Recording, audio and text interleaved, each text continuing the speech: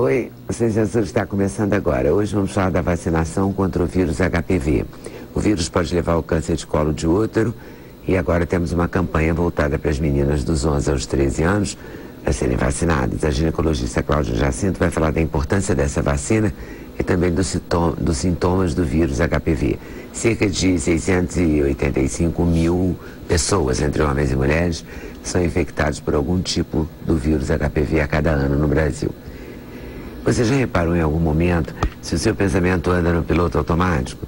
Isso significa ter aquele comportamento programado que leva a agir sempre da mesma forma.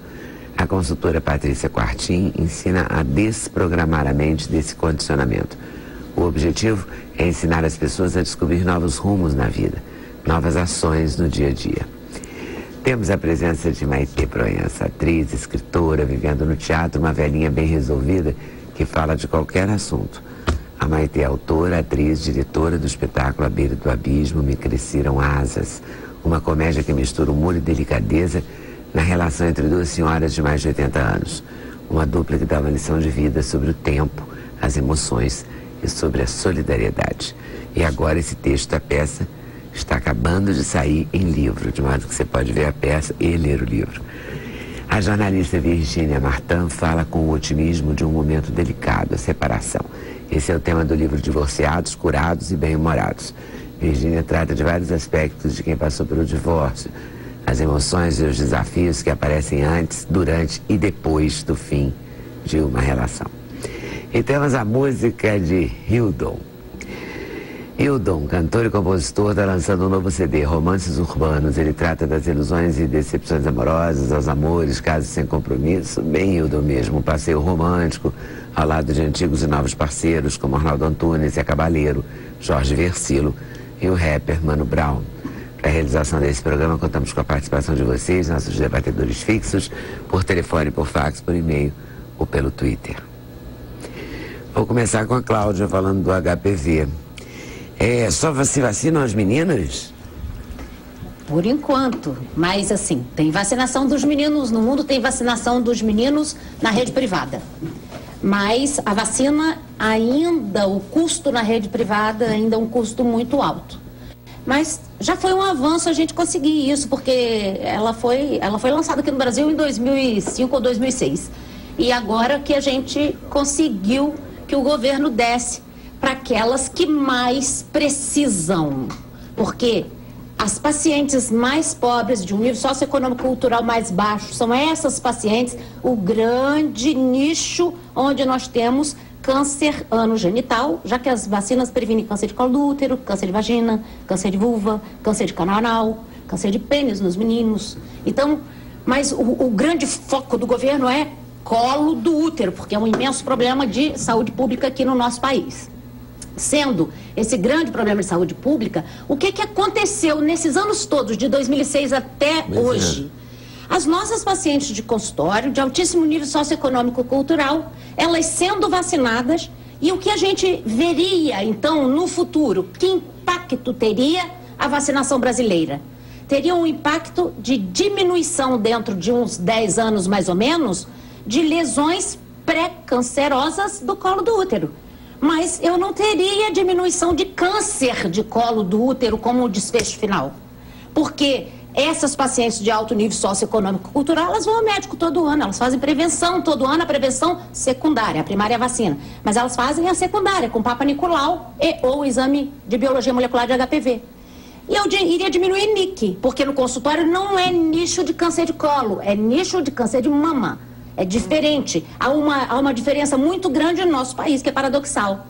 Agora sim, tem um alvo verdadeiro, onde é claro que as vacinas não foram estudadas tendo desfecho câncer, porque isso é proibitivo, eticamente falando. Você não pode ter um grupo para ver se vai ter câncer ou não e o grupo controle você ficar estudando. Você não pode fazer um estudo controlado e esperar para ver se tem câncer ou não. Mas esses estudos que foram feitos com mais de 20 mil meninas nas duas casas, que tem duas vacinas, mas a quadrivalente que foi aprovada aqui pelo nosso governo, esses estudos, eles foram importantes porque eles foram acompanhando no mínimo 4, 5 anos numa casa e chegando até 10 anos numa outra casa, e vendo a diferença entre o grupo que tomou placebo e o grupo que tomou vacina, mostrando que o nível de anticorpos era muito mais alto, portanto, tinha uma eficácia no nível, no lance de fabricar anticorpos. Isso se chama imunogenicidade. E tinha também um outro desfecho que era, deixa eu ver se tem doença pré-câncer. Porque HPV tem essa coisa.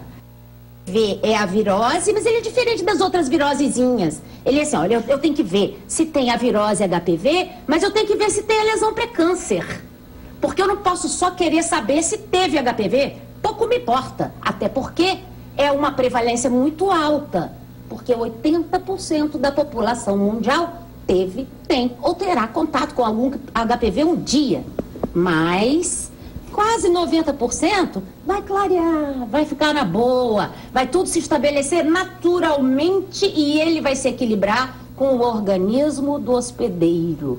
Então, esse medão e esse pânico que se tem em relação à doença HPV, ele não procede muito não, porque só é menos de 1%, é coisa de 0,5% dos pacientes que tiveram contato com HPV, fizeram infecção por HPV, que se não tratados, vão chegar a câncer de colo do útero ou a câncer, algum outro câncer anogenital.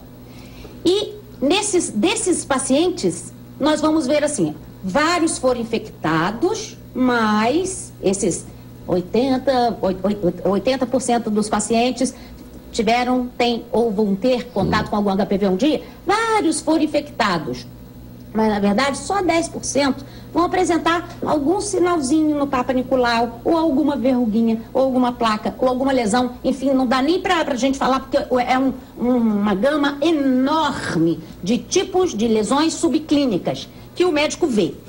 E quando a gente vê, a gente trata. Isso é prevenção secundária, mas é uma prevenção que dá certo, diminuiu 80% câncer de colo nos países desenvolvidos, diminuiu na Inglaterra, diminuiu nos países nórdicos. Aqui não diminui porque não temos um programa de saúde satisfatório. Então o Brasil merece sim vacinação para poder tentar diminuir câncer de colo do útero. Você sabe que tem algumas pessoas, algumas mães mostrando receio, né, de vacinar as meninas com medo de antecipar com isso a vida sexual delas. Tô sabendo. Que é uma bobagem, na verdade, né? Porque ninguém vai antecipar a vida sexual porque tomou uma vacina. A vacina aumenta a libido, então eu vou tomar também. Mas não é assim, né? Claro. Não aumenta a libido. Não aumenta a libido, coisa nenhuma. Isso aí é a educação que ela vai dar, se tem educação religiosa, evangélica. É como se estivesse dando a permissão, né? Olha, toma vacina, significa que eu tô deixando, agora, né? Deve ser isso que passa pela preconceito cabeça. do pai, né? Também de falar assim, não, minha filha não vai transar com ninguém, por que ela vai precisar disso, né? Então e agora sim, mas vamos combinar, e que essa frase agora tem que ficar guardada. A vacina só tem 4 HPVs, tem mais de 200 no mundo, tem uns 40 que adoram a parte genital, a parte anogenital, e tem uns 14 que são muito poderosos, são muito oncogênicos, são muito fazedores de câncer. Não dá para parar de fazer Papa Nicolau, não pode. Porque o HPV pode se desenvolver num câncer e pode não se desenvolver num câncer, é isso? É, a minoria. E a gente vê o HPV? Não. A gente vê, ou só o médico vê? Ou às vezes nem o médico vê? É assim, a doença pelo HPV. O vírus a gente não vê, mas assim, ó, a doença que o vírus fez... A manifestação ali na genital. Dele, na genitália. Você pode ver, se for uma coisa clínica, aí o paciente vê e vem procurar com verruga ou com uma placa marrom, uma bolinha marrom, umas lesões diferentes. Aí o paciente viu. Ou o médico vê usando aparelhos que tem grande aumento, que usa alguns contrastes. E aí nós vemos lesões subclínicas, aquelas que os pacientes não veem, mas nós vemos. No exame, no Papa Nicolau, para fazer o Papa Nicolau, se faz um exame ginecológico. Aquele exame desconfortável daquela mesa, dá para o paciente perceber, para o médico perceber se a paciente tem ou não? Dá. É uma grande prevenção de câncer de colo do útero. O problema do Papa Nicolau o Papa Nicolau sendo feito... Não é para todos, né? E sendo feito todo ano dá certo, mas... Sim, se ele fosse 100%, faria de 5 em 5 anos. Ele erra. Aí tem que fazer todo ano para tirar o erro dele. Aí quando ele avisa que tem uma coisa errada, vai para o outro médico colposcopista que vai procurar essas coisas que não são visíveis a olho nu. E vai decidir se biopsia ou se não biopsia. Ou seja, vacinar sim, mas não parar de fazer prevenção. Não tem condição, porque se só vacinar, vai diminuir. Essa pessoa vai se proteger para câncer de colo do útero em 65% a 70%. 70% são os dados da América do Norte, mas aqui na América do Sul vai se proteger em 65%. Agora, porque 65% desses vírus oncogênicos 16, 18 que estão na vacina, eles têm relação com câncer. Agora, ele sozinho faz câncer, por que só 0,5% das pessoas que têm a doença HPV poderiam chegar a câncer se não tratadas? Por que só 0,5%? Porque ele é só o chocolate do bolo de chocolate. E ninguém faz bolo de chocolate, que seria o câncer, só com chocolate. Você precisa de inúmeros ingredientes, não dá. Aí o medo, é um medo do HPV muito grande por causa dessa relação com câncer, mas até ele chegar a fazer câncer vai demorar muito. É um medo muito grande e agora medo da vacina de HPV. Eu falei, o que esse pessoal quer? Antes era medo do vírus, agora está com medo de vacinar. Está com medo de vacinar, acha que vai ter todas as reações adversas possíveis. E eu li coisas assim que elas são tragicômicas em grupos anti-vacina. Eu fiquei vendo na internet ontem. Essas das religiosas, isso aí nem se fala, né? Agora, mas vem outras contando que ficaram... Pode dar dor muscular? Pode. Qualquer vacina pode dar dor muscular. Pode dar dor na junta? Pode. Só que elas dizem que isso fica toda a vida. Não é isso não é assim não. Aí a outra fala que teve um desmaio e ficou com convulsões. Não, ela deve ter desmaiado com medo da injeção. Isso é comum em adolescente. Né? Agora, doutora Cláudia, é duro. Prevenir é importante, informar é importante. A gente sabe que tem uma campanha para meninas até 13 anos, se não me engano. De 11 a 13. De 11 a 13 anos. Então, quer dizer, a população que está fora dessa faixa etária, as meninas acima de 15%, estão fora e precisam, então, acessar a rede privada para tomar a vacina. E eu tive conhecimento de que a vacina chega até custar R$1.000. Né? Então, como é que fica... Pode ser até mais. Até mais. Tudo isso. Digamos, como é que a população então se previne? A dose nas clínicas de vacinação, nas clínicas privadas de vacinação. Mas são 3 doses, né? 3 doses, mas eu tenho certeza que 3 doses seria o ideal. O nosso governo, eu não gostei muito não. Eu acabo falando, eu falei que eu não ia falar isso. Eu não ia falar isso, porque eu quero que as meninas vacinem. Eu quero que elas vacinem. Aproveita que o programa chama-se Censura e fala. Porque assim, olha, a gente... eu preciso que 70% dessas meninas sejam vacinadas. Porque é certo que vai ter um nível de anticorpo muito alto. Então eu tenho certeza que isso no futuro vai ter um impacto muito bom e vai diminuir câncer de colo do útero. Eu quero essa meninada vacinando nas escolas, nos postos de saúde. As meninas pobres, elas precisam dessas vacinas. As riquinhas, elas têm dinheiro para tomar isso aí, elas vão tomar as 3 doses certinhas. Nos países desenvolvidos, o câncer de colo do útero é um câncer com uma incidência muito baixa. Aqui tem muito. Por quê? Porque lá se vacina e aqui não se vacina, não é isso? Não. Aí, não. Porque vai ser isso, vai ser isso no futuro, quando todo mundo estiver bastante imunizado. Porque agora não, agora eles não têm, porque a população, a abrangência da população é muito grande, assim, 90% das mulheres fazem preventivo, e nós, só 20% das brasileiras fazem. Aí fica complicado, nós vamos fazer prevenção secundária. Na verdade, são vários Brasis e a gente conhece alguns deles. Mas se todo mundo estiver imunizado, a tendência é que diminua. Que diminua, acabar nunca. Por quê? Porque nós só temos 2 vírus ligados ao câncer na vacina. A vacina tem 4 vírus. Tem 2 ligados aos condilomas, verrugas. Gente, 2 vacina, ligados ao câncer. É o problema, Cristo do céu. O problema é a internet falando um monte de coisa de efeitos adversos. Muita coisa em relação então, você tem 2 mesmo, uma contra e outra a filha de uma amiga minha teve um problema seríssimo e ainda não está comprovado, mas acham que foi a vacina de HPV. Teve isso no Facebook, anteontem. É tudo, agora elas acham que foi a vacina da HPV. Assim, olha, o ladrão roubou o banco. Ele saiu daquele banco. Ele roubou e infartou porque ele está correndo da polícia. Mas se ele tivesse saído da clínica de vacinação, o infarto era por causa da vacina. Entendeu? Não seria porque ele correu.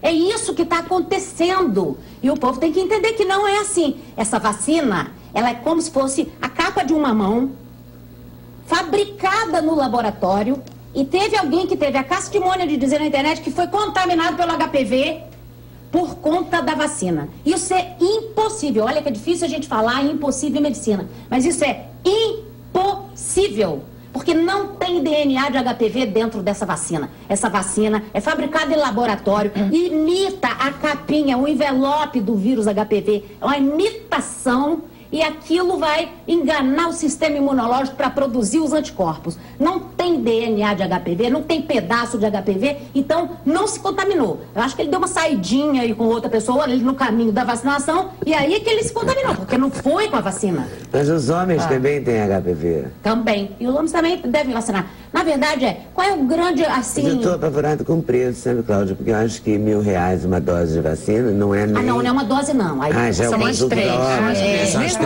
São as 3 doses. Mesmo assim, eu acho caro. Mas vai baratear. Mesmo para classe média alta, eu acho caro. Você consegue um desconto através de um plano médico, você tenta negociar, mas é um valor que não é acessível para muita gente. Mas vai baratear, porque olha o fenômeno da vacina da hepatite B.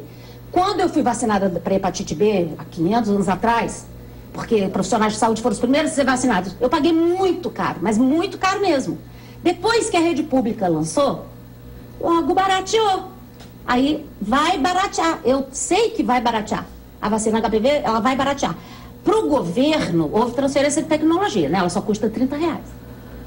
Porque é o Instituto Butantan que vai produzir. Eles compraram não sei quantos milhões de doses em troca de transferir tecnologia da Merck Chardonnay. Então, para o governo, ela sai a R$30 a dose. Então, isso aí vai acabar que eles fazem esses enrolos que eu não entendo muito, mas vai acabar barateando. É fato que vai acabar barateando. Agora, o que eu não ia falar do negócio das 2 doses que ficou pendurado é... O governo brasileiro, ele está fazendo igual ao México, mas o Canadá também está fazendo assim, a Suíça também está fazendo assim, a Colômbia também. O México esse ano deve soltar os primeiros resultados, vacinando com 2 doses. Nós não temos evidência consistente de eficácia contra a lesão pré-câncer com 2 doses.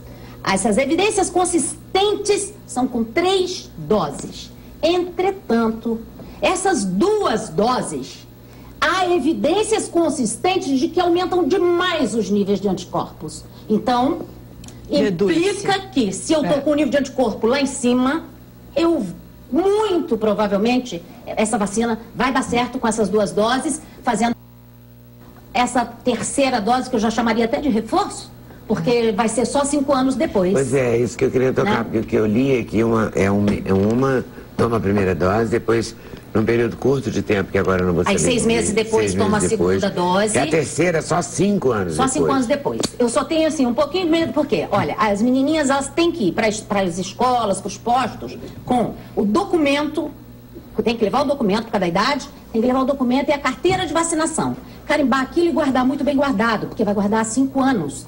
Esse medo nesses 5 anos, essas crianças depois vão estar com 17, 18, 19 anos. É um momento de vida que elas esquecem de tudo e os pais já não têm muita ascensão sobre elas. Né? Então, isso aí tem que ser muito bem lembrado e bem guardado e os pais chegarem juntos nesse sentido. O governo também tem que calcular isso, né? Quer dizer, daqui a 6 meses reforçar fazer um recall, uma e chamada. daqui a 5 anos reforçar essa chamada. Reforçar a chamada, com certeza. É, e ano que as pessoas vem, vão esquecer. O governo vai dar a partir de 9 anos, que é uma coisa que eu quero muito também. Porque quanto mais cedo, melhor. É muito sexualmente transmissível a doença HPV. Se ela é muito transmitida pela via sexual, quanto mais cedo, melhor. E quanto mais cedo, eu tenho também um nível de anticorpos mais robusto. A resposta é mais robusta. Aí vai ser legal ele fazer isso ano que vem, que o Ministério está prometendo já dar a vacina de 9 a 13 anos. Os meninos eu acho que demora um pouco, mas na rede privada eles podem tomar. E um outro grupo que é extremamente merecedor de vacina é o grupo com homens que tem um alto índice de câncer de canal anal induzido por HPV-16, que está dentro da vacina, dentro das 2 vacinas até, e é induzido por HPV-16 na grande maioria, então é um grupo merecedor de vacina, o grupo dos homens que fazem sexo com homens, mas por enquanto também só em rede privada. Nós, se a gente quiser tomar vacina, também só em rede privada. Lembrar que, à medida que a gente vai ficando mais coroa, vai diminuindo a eficácia vacinal. E Também, é assim, tem muita pergunta. Quanto mais você gostar de sexo anal, maior a necessidade de usar a vacina, independente de você ser homem ou mulher. A mulher, foi minha tese de doutorado, né, da Unicamp, foi exatamente sobre isso. Nas mulheres, em relação ao sexo anal, na verdade tem a ver com a frequência, tem que ser uma frequência muito importante e com o ejaculado dentro para chegar a ser fator de risco. Tem outros fatores de risco, que é o fato, por exemplo, de ter uma lesão pré-câncer persistindo no colo do útero, é mais importante para fazer a lesão dentro do canal anal do que o próprio coito anal. Não é um fator obrigatório, não tem que ter o coito anal para ter a lesão pré-câncer e o câncer de canal anal. Mas isso aí é uma outra história aí para um outro dia, essa história da prevenção de câncer de canal anal, que eu acho que hoje o foco mesmo, que é o foco do Ministério da Saúde, é a chamada para as meninas assim, vacina sim, vacina sem medo. Porque além da campanha teve que se levantar esse assunto, acho que nos programas, exatamente para ver se amplia essa negativa, né, da vacina. Mas eu acho que ela está indo bem, quer dizer, são grupos localizados. São localizados. Né, é melhor educar bem a sua filha e dar a vacina. E a gente tem essa questão da maternidade precoce. Tem assim, olha, contraindicações, que eu acho que aí é válido. Por exemplo, olha, se alguém tem alguma discrasia sanguínea, o que é isso? É assim, a pessoa que tem a plaqueta muito baixa, a pessoa que tem alguma doença, que qualquer coisa sangra muito fácil, está contraindicado vacinar, porque está contraindicado fazer qualquer injeção. A pessoa que tenha hipersensibilidade a algum dos componentes da vacina, se ela tomar a primeira vacina e começar a ter urticária, a ter edema de glote, ter alguma coisa, obviamente que ela não vai mais fazer as outras doses de vacina. Contraindicações formais. Outras situações serão estudadas pelo médico, tipo pacientes imunossuprimidos, pacientes HIV positivos, pacientes com doenças autoimunes graves. Essas situações serão estudadas caso a caso pelo médico, e o médico vai então definir com aquela pessoa, vacina ou não vacina. Mas a princípio vacine. Vacina, a meninada vacinar. E essa coisa de ter edema de glote, não sei o quê, quer dizer, se ela tem essa questão com ela, com a menina, ela tem reação a outras coisas, né? Tem, aí, ela não pode comer macarrão instantâneo com aquele molho que vem junto. Ótimo. Porque ela vai ter uma... Pronto, que ela pode ter. Se embolotar inteira. Pode ter não o é a vacina só que embolota. Não. Né? Um monte de coisa. Mostarda. Corante amarelo. Porque pode ter o corante amarelo. Enfim, remédios têm corante amarelo. É isso aí. Né? Então, se você empelotar, é porque você já deve ter empelotado com outra coisa antes. Né? Pela lógica. Bom, intervalo, a gente volta já já. Sem Censura, o programa da TV Brasil.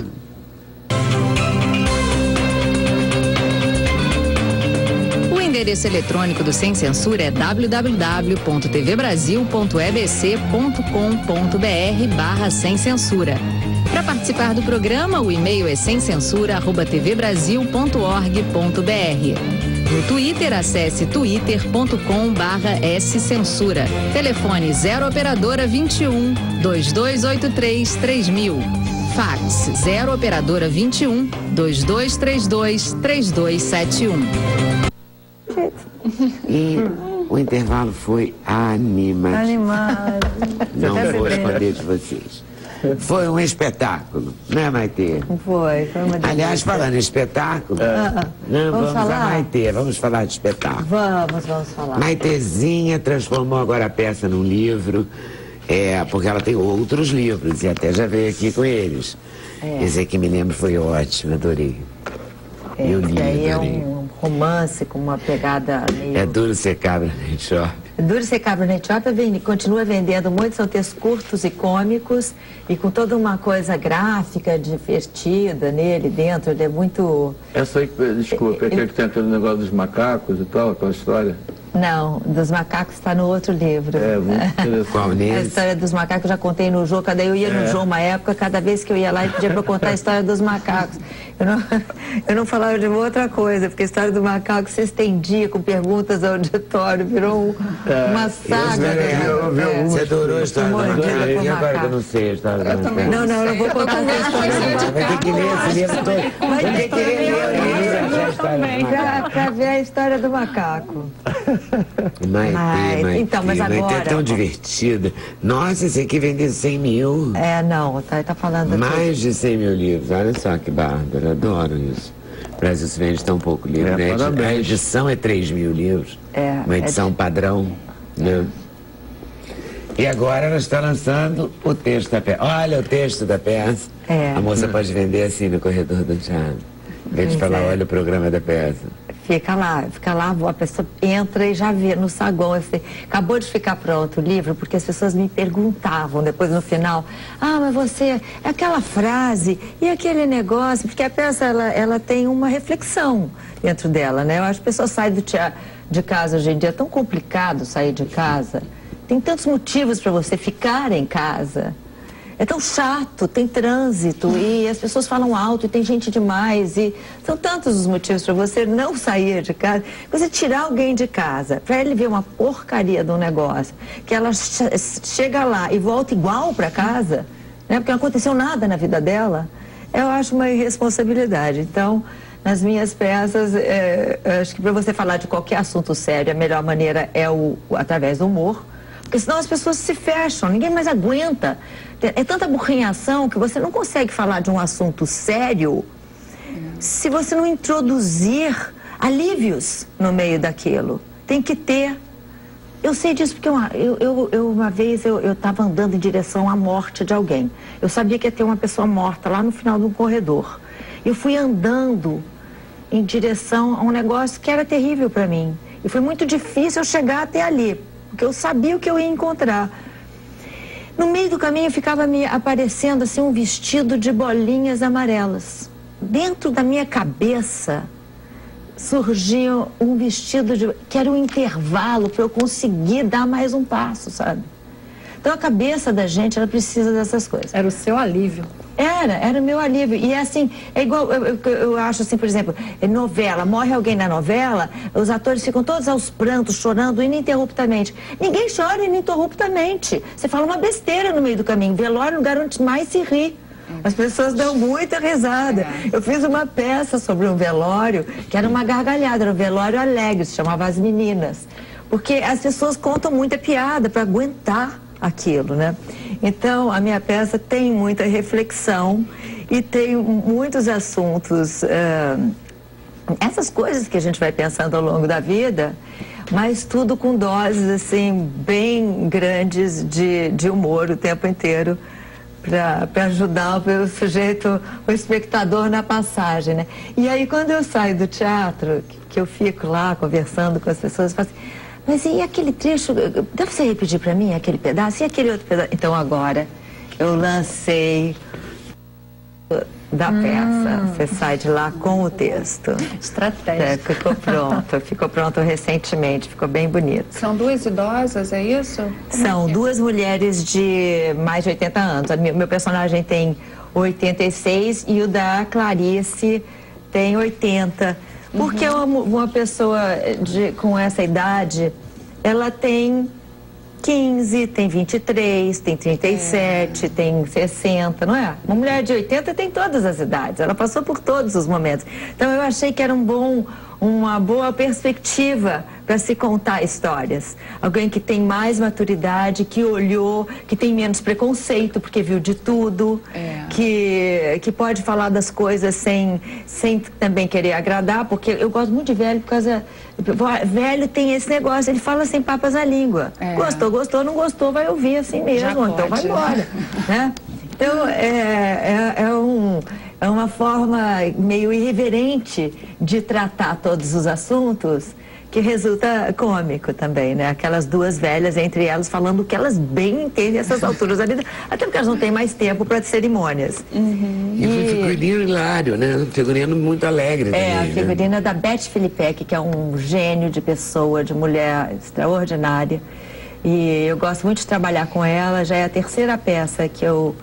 Não, a primeira acho que ela não fez, foi o Cal que fez a primeira. A segunda foi a Beth Filipek, a terceira também, essa daí. Terceira peça que eu escrevo, que eu chamo ela pra... Mas... A gente tem imagem. Enfim, o negócio vai bem lá. Vai bem lá? Vai, porque a gente Está há mais de um ano em cartaz. Começamos no Rio de Janeiro, ficamos pouquinho no Rio de Janeiro e fomos para São Paulo. Em São Paulo a gente foi para ficar 2 meses, porque agora só se fica 2 meses. É tão difícil fazer teatro que os teatros alugam o espaço para você por 2 meses. Porque se você não abarrotar o local de espectador, você tem que sair porque entra virou um hotel, alta rotatividade, né?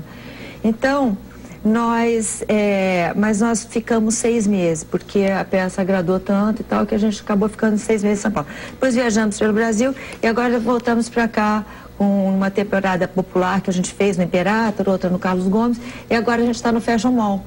Olha! E como a peça está muito bem falada e que a gente tem público, dá para voltar para o Rio e mostrar de novo para os amigos que não viram. Né? Muito bom. Maitê, você falou sobre a dificuldade, a resistência que as pessoas têm para sair de casa, porque tem que ser por um bom motivo, né? E você está apresentando um bom motivo com o seu trabalho. Mas você, na sua opinião, acha que o público brasileiro gosta de teatro, prestigia, vai ao teatro? Ou isso ainda é aquele mito de que brasileiro não gosta de teatro, não gosta de sair, ou é muito caro, inacessível? Como é que você sente? Caro não é, né? Porque eles veem aquelas lutas, aquele negócio de ficar dando soco um no outro, luta livre, custa 700 mil reais e eles vão. Então não é negócio de... Futebol, não é caro. Hoje em dia futebol tá caro e as pessoas vão. Mas essa disposição de ver um espetáculo eu acho que os teatral, bons espetáculos sempre têm público. Mesmo a minha peça, as pessoas pensavam, pô, mas 2 velhas? Vou ficar vendo 2 velhas reclamando da vida. Não é para reclamar da vida que eu tô... Aliás, não estou falando nem sobre a morte. Não é para falar da morte, é para falar da vida que eu escolhi 2 velhas. Porque elas têm muita vida acontecida, muita história para acontecer. E não tem mais os preconceitos e de quem está precisando seduzir o outro. Porque aos 40 anos você quer falar aquele negócio que vai agradar. Eu quero que você goste de mim, né? A gente passa a vida seduzindo as pessoas, a gente se gasta nisso, a gente fica velho fazendo isso, né? Uma velha não está mais ligada nessa história. Então, não é sobre velhos a peça, é sobre uma série de coisas, sobre tudo que eu queria falar, sabe? E tá ali, através de histórias. E gostou de ter falado? Eu gosto de falar porque, olha, eu acho que eu sou muito lenta. Eu sempre fui muito lenta na minha vida. Cheguei a essa conclusão. Fui muito lenta na minha vida, assim, pra me entender, pra saber o que eu estava fazendo aqui, pra me entender como atriz. Acho que eu tive muitas questões para resolver enquanto eu era virei uma pessoa pública e eu tinha questões privadas para resolver. Não dá para você ficar mexendo com emoção, se expondo, enquanto você está com essas questões íntimas para resolver. Mas eu não sabia que eu estava me metendo nessa confusão, né? Então, eu fui muito lenta para sei lá, para amadurecer, para virar uma mulher sólida, sabe? E eu acho que eu sou lenta também como atriz. Eu acho que a Fernanda Montenegro não é assim, nem outras pessoas, porque por exemplo, agora que eu sei fazer a minha própria peça, quer dizer, a peça que eu mesma escrevi, que eu deveria ter um entendimento sobre ela. Eu dirigi a peça junto com a Clarice Nisquet e com a Miradade supervisionando, porque a gente não é completamente louca, então eu pedi ajuda a quem entende. E com tudo isso, agora, depois de 1 ano, eu sei fazer a peça. Finalmente. Não, deve ser isso. Não eu te garanto. É porque agora você tem outra compreensão, você também evoluiu nesse texto. Não, a minha foi ver a peça do dia, ele falou assim, Maitê, agora a história está sendo contada, né? Eu falei, que incrível, né, Amir? É só contar a história. E a gente faz tantas coisas, os atores fazem tantas caras, eles têm uns trejeitos que protegem eles, que eles acham que são fundamentais e inteligentes, e a gente coloca tudo lá. Quando você finalmente começa a tirar aquilo lá e que você simplesmente conta aquilo, porque tá tudo, se o texto é inteligente, tá tudo ali. Você não precisa fazer aquela macaquice toda que a gente faz, entendeu? Ator de televisão, então, tá sempre umas 10 doses acima de qualquer realidade. É que você se habitua, porque estão todos. Você se habitua com aquele negócio. E fora o negócio de chorar, né? Que entra um chorando, o outro já vem chorando também. Por motivo nenhum. É uma competição de lágrimas. Quem chora melhor. Que você, como espectador, te dispersa do assunto, porque você não está mais prestando atenção na história. Você está pensando, nossa, que virtuosidade, ela consegue chorar, né? Mas você não está emocionado. Você está distante da tua emoção, como espectador. Porque aquilo é falso. Ela não está emocionada, porque ela está numa competição de lágrimas com outro ator. Você não se emociona, porque não tem ninguém emocionado. Ali é tudo uma mentira, é formal. E, então, agora, finalmente, quando eu tirei esse cacareco, eu e a Clarice também, que a gente tirou a cacarecagem toda, agora tá uma delícia de fazer. Então, quando eu estava aqui no Leblon, antes, eu estava fazendo o meu melhor, não é que eu quisesse fazer tudo isso. Parecia que estava bom para mim, assim, sabe? Eu estava ali. Mas também era mais difícil. Era como se a peça, que demora 1h15, o público que gosta de peça curta, demora 1h15. Se você não gostar, você vai não gostar por muito pouco tempo, portanto. Mas, enfim, a peça que demora 1h15, demorava para mim 3 horas. Aí, quando eu cheguei em São Paulo, ela passou a demorar, assim, sei lá, 15 minutos. E agora ela demora... Eu nem vejo passar. Agora faz assim, ó. Pá! Eu estou totalmente ali, a Clarice está totalmente ali. Então, é outra peça. Quem viu pode ver de novo, que é outro negócio, muito mais legal. Não é ficar lenta, né? É realmente entrar, que demora um tempo para entrar. Não existe negócio de lento, existe o tempo não preenchido. Porque ele está vazio, porque ele só está na forma. Exatamente. Não existe lento, né? Então você não é lenta? Não é? Não, eu sou lenta. Eu sou lenta. É que você entra no personagem, você tem que entender aquilo para poder... Você tem que entender. Então, isso demora um tempo. Aí, de repente, tem gente que vem e representa e faz as macaquices, como você está falando, mas não entrou ali. E então, é chato macaquice, parece bom e não é bom. Então, sei lá, eu finalmente... Mas, Maitê, você falou que a sua peça é um exercício de reflexão. Também. Né? E aí eu trago isso para você. Você, quando reflete sobre isso, você é uma mulher muito bonita. Então, você se colocou na pele, no papel de uma velhinha. Você faz esse exercício naquele momento? Ou seja, você se vê aquela velhinha no futuro? Não. Não, porque eu não quis fazer a caricatura da velha, porque ninguém ia aguentar duas mulheres fazendo vozinha de velha com um corpinho de velha. Que aí eu chamo uma velha. Né, não, eu não tenho isso. Tem uma velha que vem de dentro. Tem uma coisa ali, ela vem de dentro.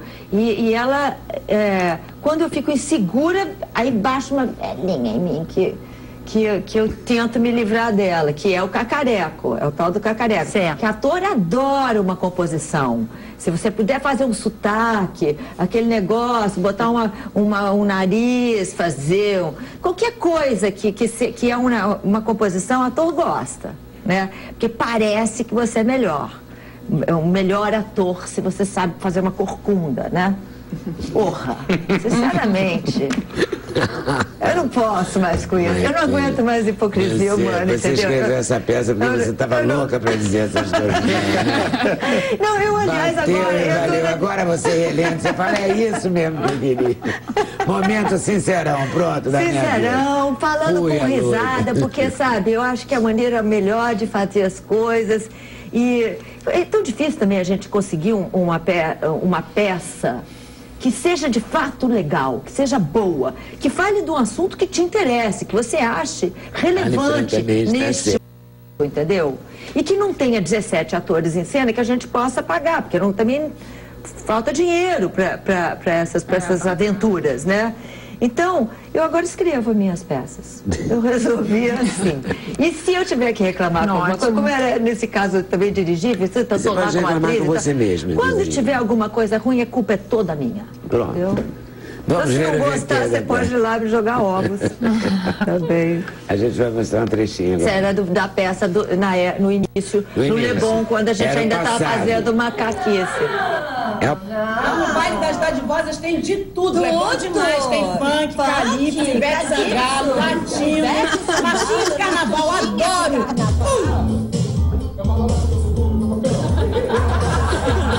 A velhice não é para covardes. Edith Piaf.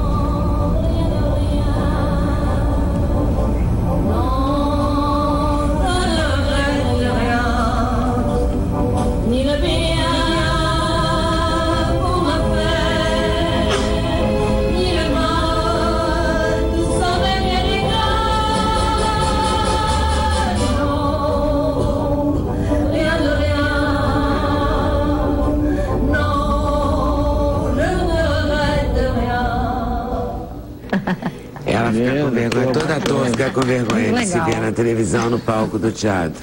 A gente não gosta. É, nenhum gosta. Mas eu adorei você ter vindo, tá ótimo. Né? Tá num grande momento, Maite. Obrigada. Aliás, você sempre esteve num grande momento. E você é uma pessoa muito divertida, pessoalmente, assim, sempre foi. Sempre foi, descolada, sabe? Ela fala que é linda, descoladíssima. Ela sempre sabe um hotel que tem um preço, um custo-benefício ótimo, lá não sei aonde, que ela fica, que ela é muito que não é da moda, mas que é bom. não é da moda, mas que é bom. Ela é safa. E ainda tem uma filha extraordinária. Isso eu é adoro. Tão ajuizada, Maria. Danada. Mas é um escândalo. É linda, né? Ajuizadíssima. E não é lúcida. exibida. É um barato. É um baratão mesmo. Patrícia, me diz uma coisa. De tudo que a Maite falou, também teve um pouco isso, quer dizer, de tirar do piloto automático, né? Ela tirou do piloto automático dela, ela foi lá numa zona de... Saiu da zona de conforto. Eu estou entendendo esse piloto automático como uma zona de conforto. Estou muito errada? Não. O piloto automático é... Porque a zona de conforto é você ficar no mesmo comportamento e também no mesmo pensamento, né? Então seria realmente uma zona de conforto. E quando você vai ver sobre outro ângulo, quer dizer, você está vendo sobre outra perspectiva, como uma pessoa mais velha, você está efetivamente pensando, né? Ativamente, não está no piloto automático. E a questão do piloto automático, o grande problema é que quando o seu pensamento está no piloto automático, significa que a criação da sua vida está no piloto automático, o que é perigosíssimo, porque a gente acaba criando coisas que não quer, né? Então, e a vida fica muito chata também. Fica chata você fica sem poder nenhum, porque você acha que tudo... O que acontece na sua vida é obra do acaso, né? Então você fica completamente à mercê dos acontecimentos, das pessoas à sua volta. E não é assim. A gente é que cria a nossa realidade, é o que a gente fala, né? A gente cria o nosso resultado. Então o que acontece? As pessoas falam muito de pensamento, né? O pensamento atrai. Existe uma explicação. A gente tem um conjunto de células no nosso cérebro que se chama sistema de ativação reticular, tá? E a função desse conjunto de células é deletar, distorcer e generalizar as informações de 400 bilhões de bits de informação que você recebe do mundo externo, através dos seus 5 sentidos, eles passam para 2.000. Esses 2.000 é o que fazem o que a gente chama de realidade interna, entendeu? E isso é feito, essa seleção é feita de acordo com o seu subconsciente, ou seja, se o seu subconsciente estiver no piloto automático, sem você comandar, você vai estar criando sempre as mesmas coisas. E essa seleção ela é feita através do seu foco, ou seja, o seu pensamento, não é? O significado que você dá às suas memórias não é tanto as suas memórias, mas o significado que você dá a elas é muito mais importante do que o evento em si, né? Os seus valores e etc. Você faz palestras e dá cursos sobre isso? Dou. O que você sente que as pessoas, elas ficam felizes quando estão no piloto automático ou elas nem percebem? Não, a questão é a seguinte... deixa a vida me levar e a vida levou e a pessoa vai levando. Isso, não, as pessoas não estão felizes, porque quando você está na zona de conforto, você não está feliz. A pessoa só está feliz se estiver crescendo, entendeu? Então a gente tem que dar sempre um passo a mais, tem que estar sempre aprendendo alguma coisa, senão você não está feliz, entendeu? Então os workshops, no caso, que eu dou... é exatamente para você aprender a controlar a sua vida, para você assumir o controle dela, tá? E não deixar que vá assim. Então você pode aprender a controlar as suas emoções, a dominá-las, não é você não ter emoção, mas você dominá-las e usá-las a seu favor, conseguir sair, ultrapassar o medo, ou seja, sair da zona de conforto e ir para essa zona que é a zona de aprendizagem, a zona dinâmica, que é essa zona de fora. E tem milhões de outros temas no workshop que realmente... E esse tipo de workshop, de palestra, não sei como é que a gente vai chamar aqui, significa que qualquer pessoa pode fazer? Quer dizer, você acha que todo mundo tem condição de sair do piloto automático para melhorar como pessoa? Todo mundo tem. Eu não faço só workshop, né? Eu faço atendimento 1 a 1. Eu sou life coach, então eu faço atendimento 1 a 1 e os workshops. 1 a 1, a pessoa, ela... 1 a 1 funciona como? Tipo sessão de análise? Tipo sessão de análise. Completa, não é análise. A sua formação qual é, Patrícia? Life coach. A gente faz uma formação como life coach. Mas estuda o que para ser life coach? Você estuda, no meu caso, o coaching você tem com PNL e sem PNL. O meu tem... Pelo amor de Deus, traduz. PNL é PNL? PNL é a programação neurolinguística. Tá? Então, a programação neurolinguística ela foi criada na década de 70. Eu acho incrível que ainda é um palavrão, né? É um palavrão, é. Tinha que achar uma palavra, o marketing tinha que trabalhar aí para traduzir isso. É incrível. Realmente ninguém conhece. Então, a programação neurolinguística, ela exatamente vê as suas conexões neurológicas, quer dizer, o que foi criado, são as imagens que você grava na sua cabeça, os sons. Depois você tem, vamos dizer, um segundo mapa mental, que é a parte linguística, né, programação neurolinguística, que é o nome que você dá àquelas imagens, o significado que você dá àquelas imagens. Então, por exemplo, chuva, um acha que é tristeza, o outro acha que é calma. Aquela música que você ouve que te lembra alguma coisa ruim ou uma coisa boa. Então, isso é neurolinguística e a programação é a resposta comportamental que você dá depois desses dois filtros. E, por exemplo, quer ver, vou achar uma coisa, vocês também podem achar, tá? Por exemplo, fim da tarde de domingo, do sol vai se pôr 6 da tarde. Para mim é muito... se você me perguntar o que significa tristeza. Pois é, para outras pessoas... Mas se eu analisar bem, se eu gosto do meu trabalho, eu gosto de segunda-feira, eu tenho coisas já marcadas na segunda-feira, minha vida está acontecendo. Mas aquilo me dá uma melancolia. Se eu fizer esse tratamento neurolinguístico, eu vou mudar isso? Quer dizer, eu vou passar a curtir o final da tarde. Se isso for importante para você. Se eu não curtisse... Antes, eu estou usando uma coisa assim, você pode. Eu até não gosto muito mesmo, não, de final da tarde de domingo, mas... Eu acho que isso é mais uma associação da gente eu queria te perguntar uma coisa para a gente entender mais concretamente, entendeu? Não, você pode mudar qualquer coisa. Essa é a questão de explicar... Pode mudar o seu sentimento em relação a uma coisa? Você pode mudar. E uma vivência? O que acontece? Quando você deixa para trás uma memória que você finalmente... até que foi bom que isso aconteceu na minha vida, vamos dizer, uma separação. Eu me livrei disso. Né? Você se separou, naquele momento parece muito ruim, mas daqui a 5 anos você, puxa, foi a melhor coisa que me aconteceu. O que aconteceu? Por que você deixou isso para trás? Porque você mudou o significado daquilo. E aí você consegue deixar para trás. Que é quando a gente tem um aprendizado, a gente passa pelas coisas para aprender. Se você não aprender, aquela dor vai se transformar em sofrimento. Mas você faz isso racionalmente? Você vai levando o sujeito por uma via racional a ele saber que, por exemplo, sei lá, tem uma amiga que ela, de 6 horas da tarde, é intolerável, para mim eu preciso de um uísque. Então ela bebe todo dia um uísque, ela é alcoólatra, porque ela bebe 1, depois 2, depois 3. Mas, porque realmente é difícil o final da tarde, tá? Sem o uísque fica bem mais complicado, entendeu? Então pronto. Se ela quisesse, porque ela não tem o menor interesse, ela está feliz assim, está tudo certo. Mas se ela quisesse largar esse hábito, porque está fazendo mal por algum motivo, você iria com ela, pegaria ela pela mão e faria um processo pela razão ou é outra coisa, não, é outro caminho? Primeiro você precisa perceber o que está acontecendo, trazer à tona. E às vezes a gente tem crenças, por exemplo, a única coisa que me relaxa é o uísque. No fim da tarde. Enquanto você pode trocar isso por outras coisas. Ou você... Por vodka. Por uma ginástica. É que você falasse isso. Não. Vamos trocar isso por uma ginástica. Eu acho ginástica um porre, por exemplo. Não, e o que acontece? Não, para qualquer mudança acontecer... Não, para qualquer mudança acontecer, primeiro você tem que querer que aquilo aconteça, você tem que querer muito. E existem 2 motivadores que a gente tem sempre na vida.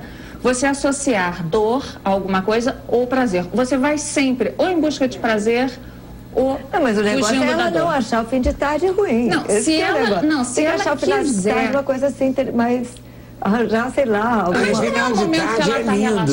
Eu não sei adoro porque eu implicava com domingo, mais quando eu era mais nova do que agora. Agora eu já não me aborreço tanto com o fim da tarde. Mas é o crepúsculo, são associações estranhas. Gente, eu adoro. Mas é mais melancólico. O crepúsculo é mais mas eu acho que domingo é aquele negócio, no dia seguinte você tem colégio. Eu acho que desde pequeno você grava aquilo. Então...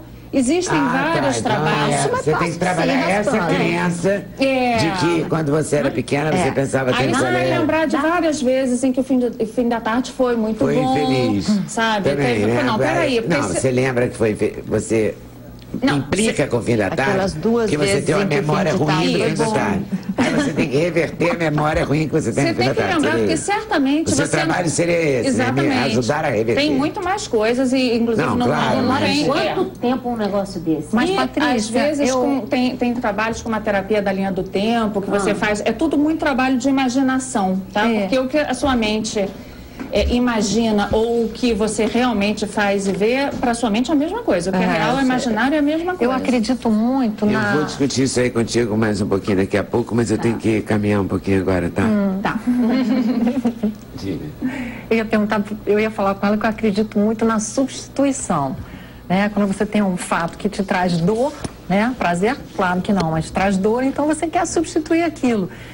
Eu já tive uma experiência muito boa de estar em lugares, né, e vivenciar, né, novamente aquele mesmo contexto e naquele momento ali substituir aquela sensação. De outra forma. De outra forma. É só você começar a duvidar. Todo é como se fosse uma reedição. Triste, aí você redita aquele momento, aquele passado e aquele sentimento. Exatamente. Né? Mas para isso você precisa aflorar, né? Trazer a compreensão de que aquilo te fez mal e não faz mais, porque você passa a substituir.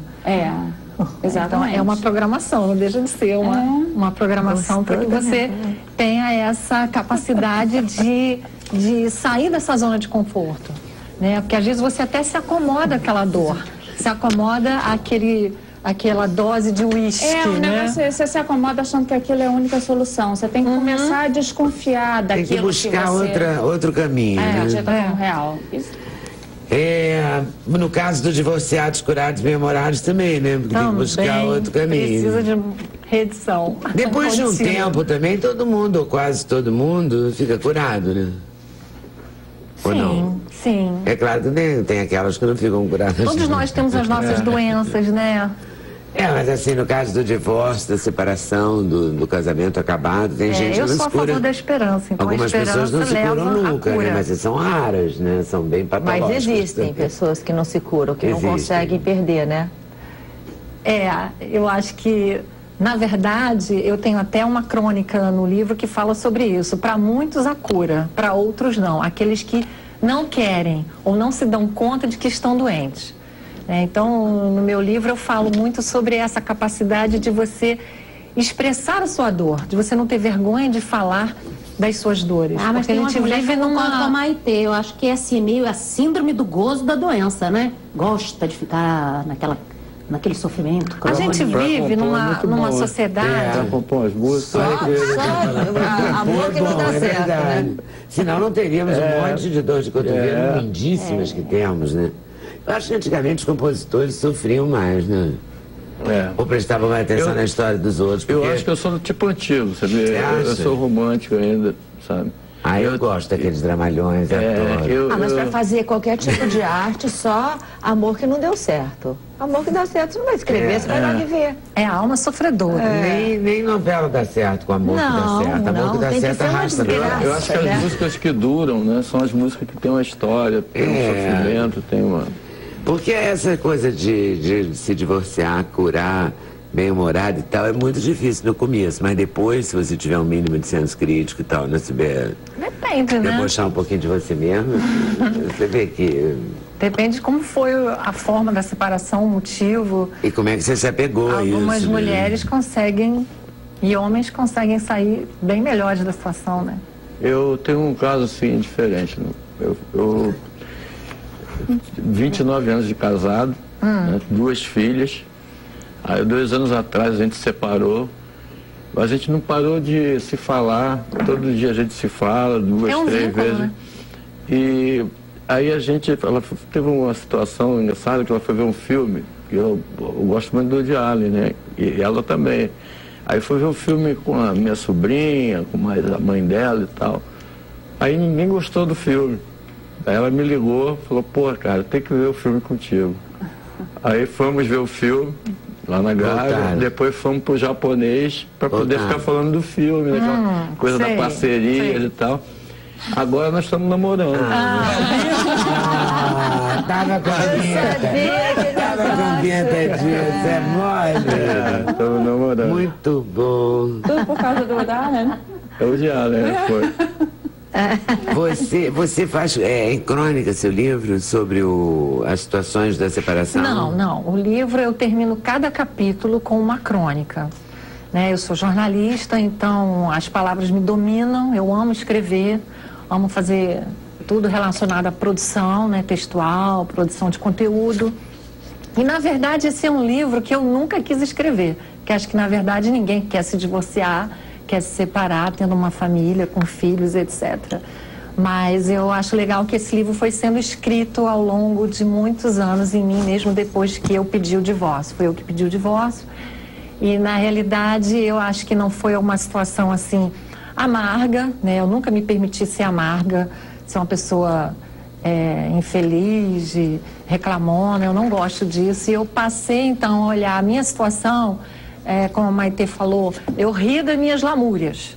Eu falava assim, nossa, deixa eu rir de mim mesma, das coisas que eu perdi, de algumas coisas que eu vejo que acontecem, não somente comigo, mas com pessoas que são separadas, vivem sozinhas. Então vamos falar de solidão, não vamos falar exatamente sobre divórcio. Pessoas que estão sozinhas e principalmente mulheres, o livro tem essa ênfase muito feminina, né? Os homens não sofrem tanto um problema de estarem divorciados. E aí eu tenho 20 anos de jornalismo e fiz muita entrevista, falei com muita gente, eu gosto de gente, eu gosto de estar conversando, sabendo as histórias, né? Adoraria entrevistar a Leda Nagel, por exemplo, né? Seria muito bom ouvir histórias e saber como é a vida da pessoa. Mas o legal é assim, que eu fui percebendo que as dores não eram só minhas, né? As dores eram das pessoas que estavam com mágoas, com rancores, se sentindo traídas. E eu falei, mas o que é isso? Isso vai levar a quê? Né? Homens e mulheres são diferentes, né? Existem um abismo entre a gente e isso é maravilhoso. Eu acho que vivam as diferenças. Para a gente estar lidando com um ser tão diferente que é um homem, você tem que saber que vai haver perda, ônus e bônus numa relação.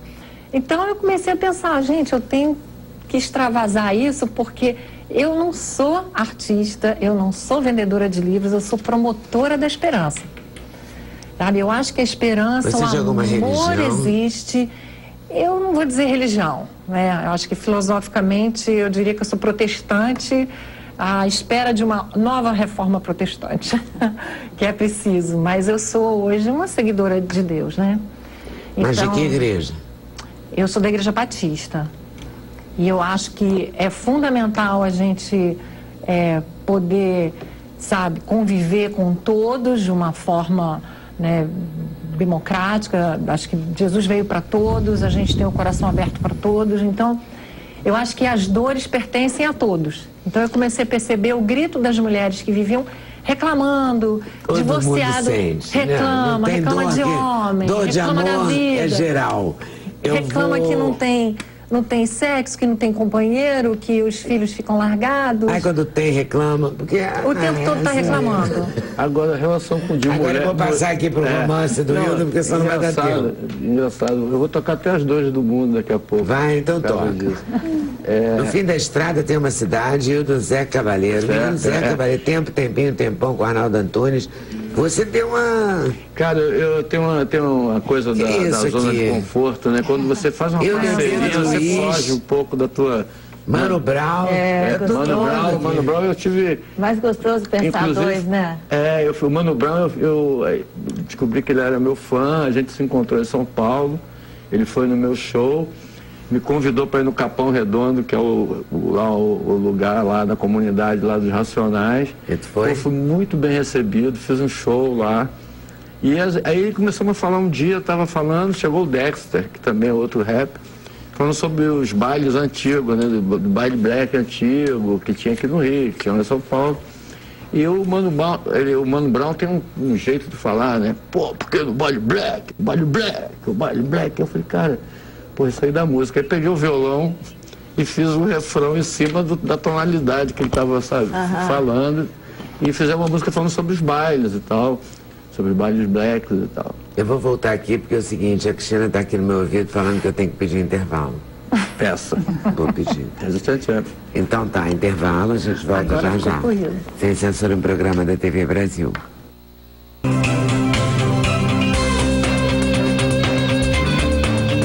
O endereço eletrônico do Sem Censura é www.tvbrasil.ebc.com.br/sem censura. Para participar do programa, o e-mail é semcensura@tvbrasil.org.br. No Twitter, acesse twitter.com/scensura. Telefone 0 operadora 21 2283 3000.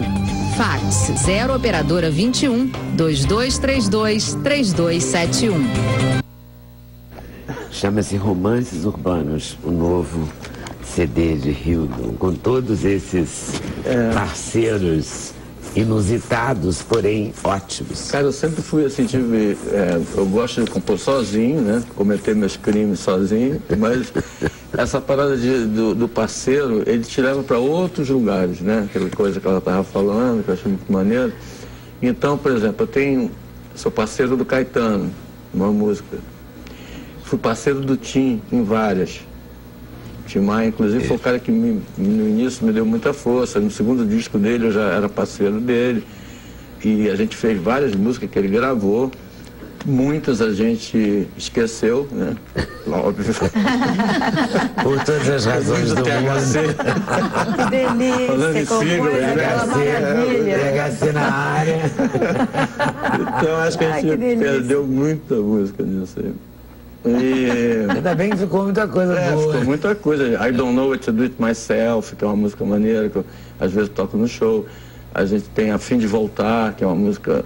Tem algumas músicas. Tem uma música que eu gravei com ele, que tenho um orgulho muito grande de ter gravado, que é ele e o Fábio, chamado Velho Camarada, né? Nós três gravamos, foi muito sucesso em 81 e tal. Agora, eu tenho com o Paulo Coelho, que eu fui assistir umas palestras do Paulo Coelho, aí fiz uma música em casa.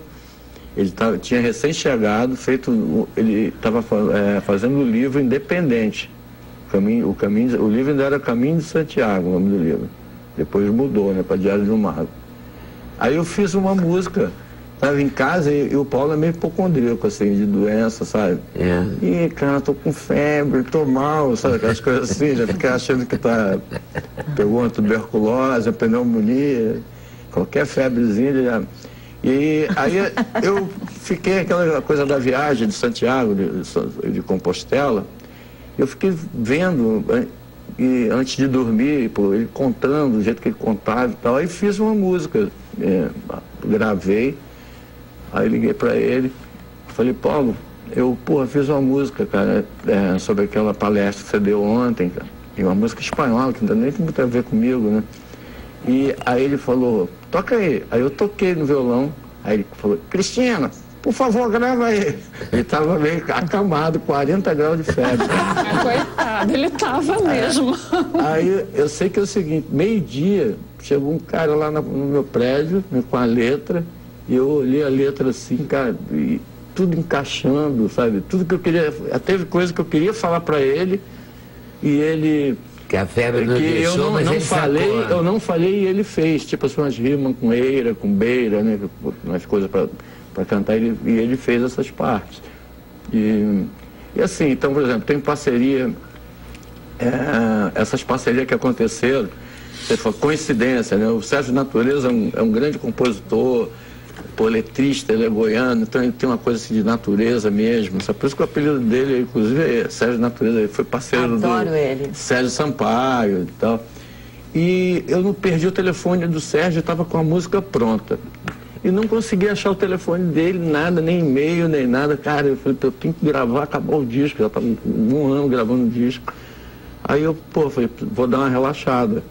Fui assistir o Hermeto Pascoal com uma amiga da minha filha, na Sala Baden-Powell, em Copacabana. E ela estava com o pé machucado e foi andando assim, sentou numa casa. Eu falei, vamos sentar na frente. Ela estava morando na Itália. Eu explicando para ela quem era Hermeto, né? Que o cara que botava porco no palco, que não sei o quê. Ela, é mesmo? Me chama de Ti, né? É mesmo, Ti? Eu falei, cara. Bruna é o nome dela. Aí eu falei, Bruna, daqui a pouco você vai ver e tal. Eu olhei pro lado assim, não tinha lugar marcado no teatro, né? Eu olhei assim, uma figura assim do lado e não dei muita atenção, né? Aí voltei a conversar com ela e tal, que ia começar o show. Aí eu olhei de novo, aí o cara olhou pra mim. Era ele. Hildon, Sérgio Natureza. Aí eu falei, brotou ali, né? Aí eu falei, cara, eu tô te procurando pra fazer uma música, peraí. Aí ele falou assim, e eu pra fazer a letra. Aí peguei o celular, falei, a música aqui, tava no celular, cara, eu gravado. Aí ele fez uma letra maravilhosa, que é uma Lua Nova, que é um dos parceiros, né? Então, assim, tem muita coisa que aconteceu, assim, no disco, sabe? Muito bom. E o Zé Cabaleiro? O Zé que é meu parceiro já. O Sérgio Natureza tem crônica aqui nesse meu livro. Ah, que legal. É, uma crônica muito boa. Ele é uma pessoa muito especial, né? Ele é muito inteligente, muito brilhante, né? Tem uma crônica dele aqui. Bom, não é da sintonia, da sincronicidade, né? Não é bárbaro? Então, assim, às vezes eu acho que no tem teatro foi demais, né? Eu acho que tem, né? Não sei se é sincronicidade ou o que é, mas eu acho que tem, assim, uma... Quando você pensa, eu acho que tem uma energia mental quando mesmo, você sabe o que é, você acaba vendo isso, chamando isso. Exatamente. O Picasso falava uma coisa muito legal, né? Que ele falava assim, cara, você é um cara de sorte. Ele falava, toda vez que a sorte bateu na minha porta, eu estava trabalhando no meu ateliê. Dei sorte da sorte bater na hora que eu estava trabalhando, né? Vagabundo. A Festa do Síndico. A Festa do Síndico é uma música que eu fiz pro Tim, uma homenagem ao Tim Maia. É uma homenagem musical, né? Do jeito dele tocar. Chamei os meninos da banda para tocar comigo, da Vitória Régia. E o Sérgio Rosa. Para fazer, que é o cara que mais me lembra o Tim. Porque é uma figuraça assim, ele é um cara super alegre e tal. Já tinha ido... Todo show que eu faço aí, ele aparece no show, da Canja e tal. Aí convidei ele para gravar essa música em homenagem ao Tim. Tem mais 2 participações de 2 cantoras novas, a Roberta Spindel e da Júlia Costa. E, cara, são todas as músicas de parceria. Então começa com o Zé Cabaleiro, a história é assim, a gente vai chegando na cidade e vão acontecendo 1000 coisas, 1000 romances, 1000 histórias, a gente vai na festa do síndico, vai lá no Mano Brown, no Baile Black, aí vai numa festa de Playboy, lá numa boate de Playboy, que é uma música que eu fiz com o Léo Cavalcante, que é filho do Péricles, né, compositor, né? E ele mandou, eu fui conhecer ele no show e tal, aí ele mandou uma música pra mim, achando que eu ia fazer uma coisa, falou, vou dar uma música pra esse coroa aí, né? Vamos ver o que é que sai. Eu mandei um rock and roll meio Prince. Mandou brabo. Ele falou, que isso, cara? Velho sou eu. E tem assim, aí depois no final eu encontro com o Pedro Luiz, seria o roteiro, mais ou menos. Aí eu ficava pensando naquele joguinho, sabe aquele jogo da vida? Casa 1, volta para casa 2. Então, assim, o cara vai. Eu vou chegando na cidade de carro, né? Com o Zeca, né? Dessa música aí, que no fim da estrada tem uma cidade. E no final vou embora de trem com o Pedro Luiz, que é o Pedro Luiz do Monobloco, né? Que é a primeira parceria nossa também. Pedro Luiz, que a gente aprendeu a falar Pedro Luiz e a parede, né? Eu até hoje tenho que parar para pensar, peraí, é o Pedro Luiz. Porque a gente quase fala tudo junto, né? Ficou tão colado aqui. Não, eu pensei aqui na hora e... Você não pensou? Eu também pensei, toda vez que eu vou falar nele, eu tenho que dar uma pensão. Você sabe que a música com o Pedro Luiz, a gente estava fazendo e não acabava. Aí ele falou, cara, tem a música, tem a tua música, a gente toca. Você precisa ver como é que é, todo mundo cantando, onde o Monobloco vai, nós cantamos na rua, na chuva, na fazenda, então é maior delírio. Todo mundo já cantou essa música, todo mundo canta, é incrível. Todo mundo quer cantar com a gente lá naquele, onde era o Metropolitan, que agora mudou de nome. Toda hora muda. É sempre um cartão de crédito, uma coisa de doença. Aí, você não quer ir lá fazer o show? Eu falei, quero, mas eu vou lá cantar uma música só. Ele falou, não, tu vai cantar só uma Rua na Chuva na Fazenda, pra você sentir o monobloco, como é que é o negócio. Aí eu falei, mas eu tenho uma exigência. Aí ele falou, o que é? Eu falei, grana? Eu falei, não quero grana, não quero nada, eu quero um camarim. Aí pedi um camarim, né? Aí levei o violão. Quando cheguei lá, ele crente que eu estava estrelando, né?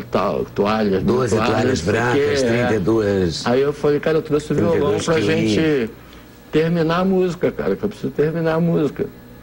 Vamos nós dois lá pro camarim. E terminamos lá. Essa música. O que você vai mostrar pra gente? Queria que você mostrasse uns dois trechinhos de duas coisas diferentes. Deixa eu mostrar. O que você quer mostrar? Tocar As Dores do Mundo. Foi uma música que eu fiz depois que eu li um livro do Schopenhauer, que era o mesmo título, né? E essa música eu fiz dentro do túnel. Ali do túnel, indo de Botafogo para Copacabana. E eu estava com um amigo, Luiz Wagner, gaúcho, conversando assim com ele, né? Sobre... Do túnel ali, né? Dentro Sai da Real Grandeza. Como a gente entrou dentro do túnel, a gente morava no Solar, que era ali, né? Ah, tá. Aí a gente ia comer... Túnel novo, então. A gente estava com a grana, a gente ia comer um bombinho com abacaxi ali no Cervantes. Aí pegamos... Túnel novo, vai dar no Cervantes. Aí pegamos aí, da Igreja das Almas, né? É do Canduês, Canecão. Aí fomos andando e tal. E quando chegou no túnel, não dava pra gente conversar mais, por causa do barulho.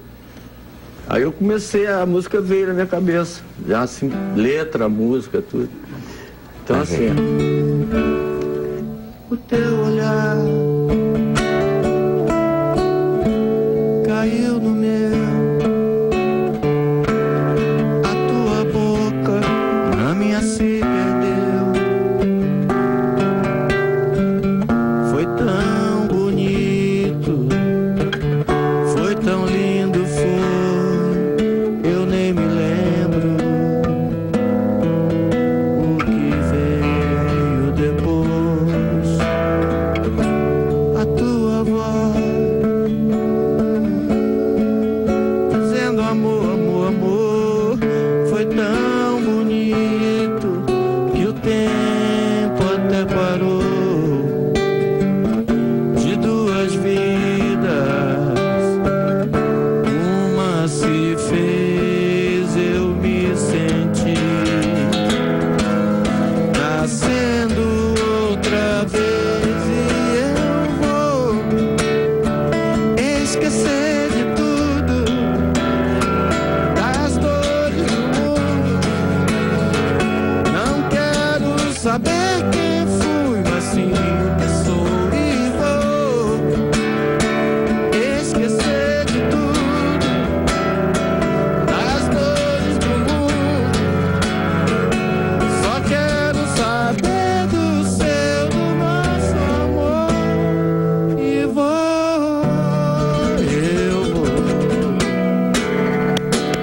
Obrigadíssimo. Intervalo de novo. Então eu volto. Sem Censura, no programa da TV Brasil.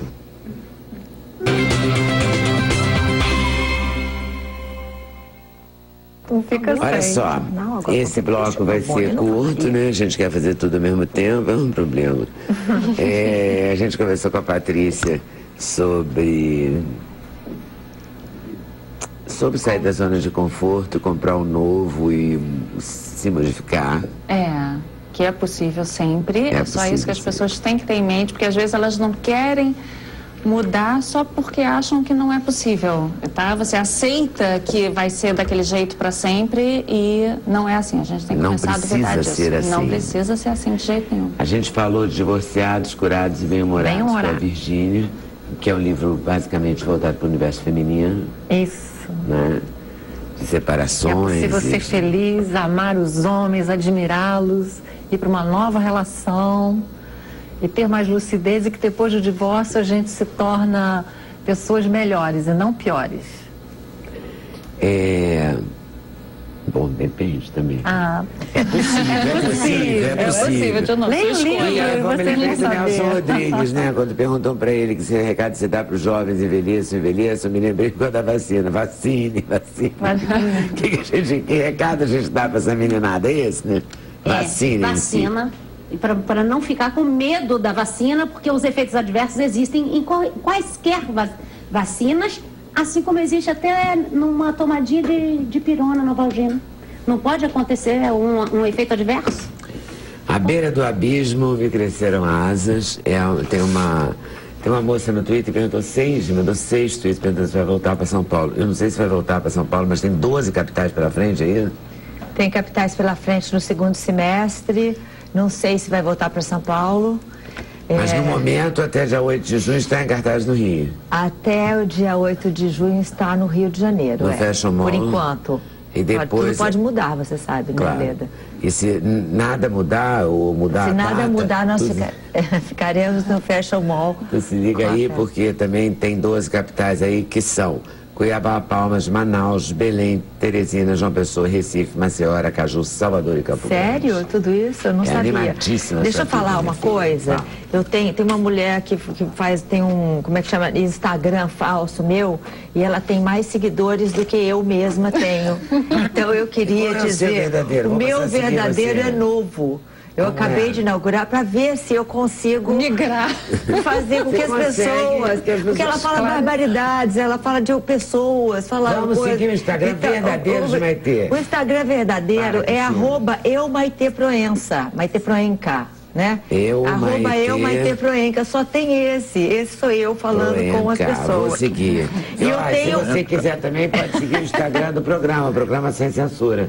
@programa Sem Censura. E eu tenho um Facebook, que é uma fanpage só, eu não consigo falar com as pessoas, mas elas podem ir lá falar, eu leio tudo e tal, que é www.maiteproenca.oficial. Só esse que é da Maitê Proenca verdadeira. Os outros são outras pessoas que falam por mim. Eu acho a Maitê tão bacana, tão legal, tão divertida, que eu acho que seguir a verdadeira é imperdível. É mais legal, gente. Pronto. E o que eu adoro, que já me prometeu que vai voltar aqui de novo, sem... Vai voltar. O Zeca deve estar... Se voltar com o Zeca, ótimo. Se voltar sem o Zeca também, ótimo. Amanhã tem show no Rival. No Rival, o Zé Cabaleiro, até quarta-feira para poder a gente conseguir agendar, né? O Sérgio Lourosa... E o Bebeto. E o Bebeto. E a banda, né? Eu vou agradecer, e a banda toda, mas é o seguinte, a Cristina está me torturando aqui, dizendo que vai acabar o tempo. Então, antes que ela me torture mais, eu vou dizer muito obrigado a vocês todos. Tá, valeu. Super valeu. Foi ótimo. Vou entregar para você acabar para mim. Tá bom, vamos lá. Vai lá. Boa tarde, boa noite, até amanhã, se Deus quiser. Valeu. Não estou disposto a esquecer seu rosto.